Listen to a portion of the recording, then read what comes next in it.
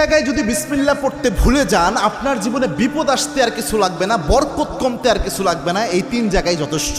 খুব মারাত্মক একটা বিষয়। বিসমিল্লাহ তো মোটামুটি সব ভালো কাজের শুরুতেই পড়া হয়, তবে সব জায়গায় ভুলে গেলে ওই 3 জায়গায় মিনিমাম ভুলা উচিত নয়। তার মধ্যে 1 নাম্বার যেটা, এটা আমি সবচেয়ে গুরুত্বপূর্ণ মনে করি, সেটা হচ্ছে বর্তমান পরিস্থিতিতে, এটা হচ্ছে আপনার বাথরুমে প্রবেশের শুরুতে বিসমিল্লাহ পড়া। অনেকে বলতে পারেন, হুজুর বাথরুমে ঢুকবেন আবার বিসমিল্লাহ কিভাবে?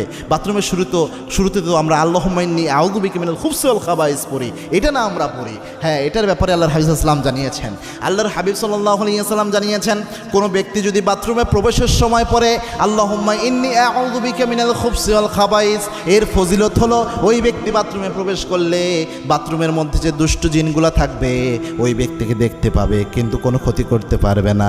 কিন্তু কোনো ব্যক্তি যদি বিসমিল্লাহ লাগিয়ে দিতে পারে, বিসমিল্লাহি আল্লাহুম্মা ইন্নী আউযু বিকা মিনাল খুবসি ওয়াল খাবাইস, এই বিসমিল্লাহ সহ যদি দোয়াটা পড়তে পারে,